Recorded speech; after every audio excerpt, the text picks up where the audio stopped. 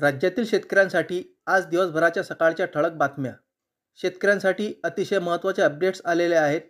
त्यामुळे व्हिडिओला शेवटपर्यंत बघा, कुठेही स्किप करू नका.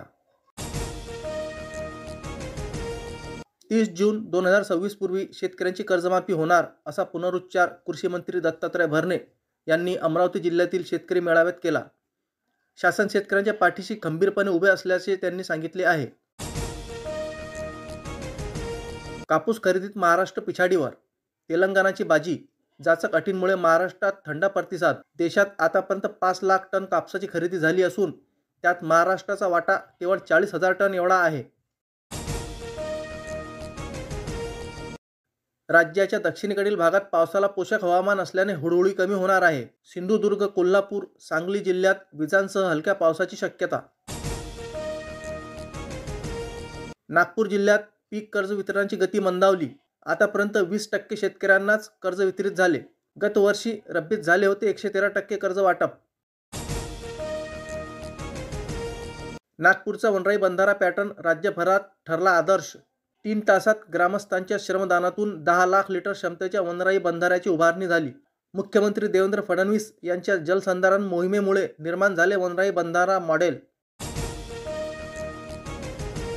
कांदा दरातील घसरणीमुळे संतप्त शेतकऱ्यांनी केला रास्ता रोको. चांदवड येथे मुंबई आग्रा महामार्गावर 2.5 तास वाहतूक कोंडी.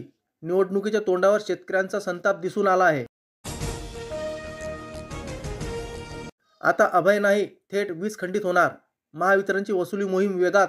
थकबाकीदार वीज ग्राहक अडचणीत आले असून सरकारी कार्यालयांकडेही मोठी थकबाकी असल्याचे समोर आले आहे.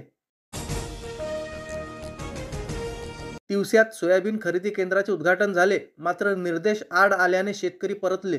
सोयाबीन उत्पादकांनी परत नेला शेतमाल. पहिल्याच दिवशी खरेदी केंद्रावर सन्नाटा.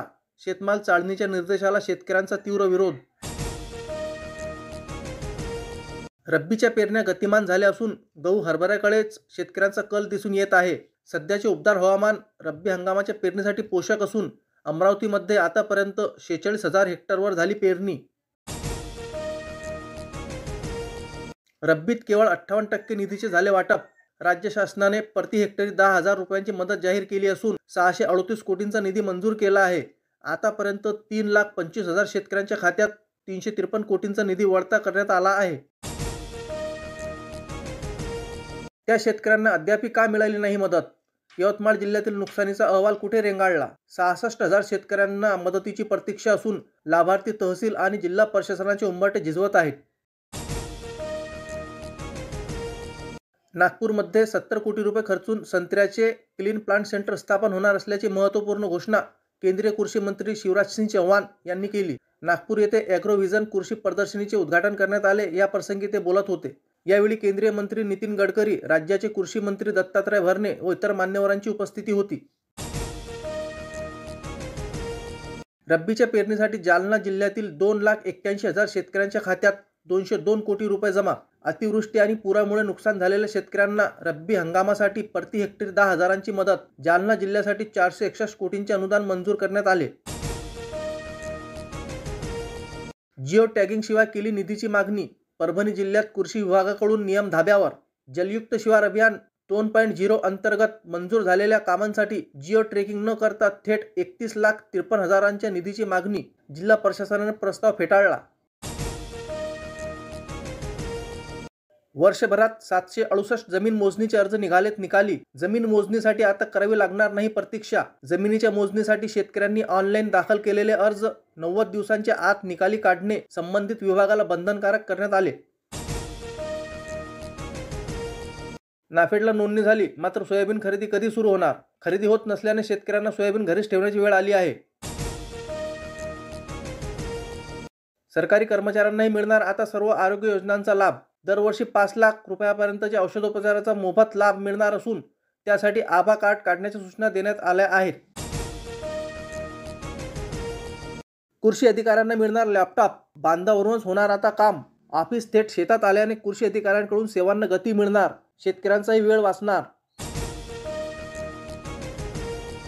3 एकर कांदा पिकात शेळ्या मेंढ्या सोडून रोटर मारण्याची वेळ. अवकाळी पावसाचा कांदा उत्पादक शेतकऱ्यांना बसलाय मोठा फटका. कांदा उत्पादक शेतकरी हवालदिल. सोयाबीन कपाशीनंतर आता तूर पिकावरही अळीचा प्रादुर्भाव. ढगाळ वातावरणाचाही होतोय तुरीवर परिणाम. शेतकऱ्यांची चिंता वाढली असून तुरीच्या उत्पादनात घट होण्याची शक्यता. आता गहू चना पिकावर शेतकऱ्यांची भिस्त. रब्बीच्या मशागतीत बळीराजा झालाय व्यस्त. खरीपातील नुकसान भरपाई निघण्याची आशा. शेणखत दुर्मिळ झाल्याने लेंडी खताला मागणी. जनावरांची संख्या कमी झाल्याचा परिणाम. ग्रामीण भागात पशुधन घटल्याने शेणखत मिळत नसल्यामुळे मेंढ्यांच्या लेंडी खताला आले अच्छे दिन. कापूस खरेदीची मर्यादा वाढवून एकरी 11 क्विंटल कापूस खरेदी करण्यात यावे, या मागणीकरिता प्रहारच्या वतीने CCIचे अकोला येथील जिल्हा व्यवस्थापक कार्यालयात ठिय्या आंदोलन. राष्ट्रीय अन्न सुरक्षा अभियानाअंतर्गत शेतकऱ्यांना हरभरा बियाणे वितरण करण्यात आले. प्रथम येणाऱ्यास प्रथम प्राधान्य या तत्वावर अनुदानित बियाण्यांचे वाटप करण्यात येत असून शेतकऱ्यांनी याचा लाभ घ्यावा असे आवाहन कृषी विभागाच्या वतीने करण्यात आले आहे. शेतकऱ्यांची KYC प्रलंबित असल्याने अनुदान रखडले. सिंदखेड राजा तालुक्यातील शेतकरी हतबल. अतिवृष्टी आणि ढगफुटी सदृश पावसामुळे खरीप हंगाम झाला होता उद्ध्वस्त. युजर ID अभावी सोयाबीन खरेदी ठप्प पडली असून तांत्रिक अडचणींचा नायगाव तालुक्यातील शेतकऱ्यांना फटका बसलाय. राज्य सरकारकडे पाठपुरावा सुरू असल्याची माहिती. अशाच प्रकारच्या महत्त्वपूर्ण बातम्या दररोज मोफत जाणून घेण्यासाठी आताच आपल्या बातमी सुपरफास्ट या चॅनलला सबस्क्राईब करून बेल आयकॉनला ऑलवरती सेट करा आणि हा व्हिडिओ तुमच्या मित्रांपर्यंत जास्तीत जास्त शेअर करा. धन्यवाद.